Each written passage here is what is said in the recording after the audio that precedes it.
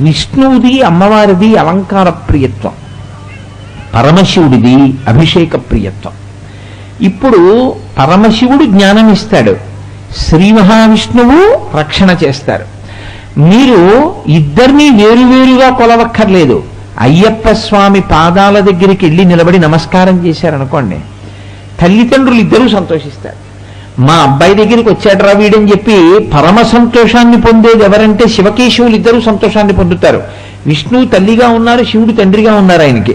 ఇప్పుడు మీకు శివకేశవుల అనుగ్రహం పరిపూర్ణంగా కలగాలి, ఇహమునందు రక్షణ ఉండాలి, జ్ఞానము కలగాలి.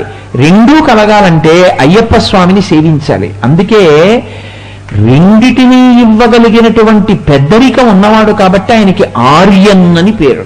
ఇవ్వాలంటే మనందరం అయ్యప్ప స్వామి అని పిలుస్తున్నాం కానీ అసలు వైదిక మర్యాదలో ఆయన పేరు ఆర్యన్. మీరు ఎప్పుడైనా స్కాంద పురాణాన్ని చూస్తే అందులో ఎక్కడ అయ్యప్ప స్వామి దేవాలయం అని ఉండదు. శబరిమలలో ఆర్యం దేవాలయము అని ఉంటుంది.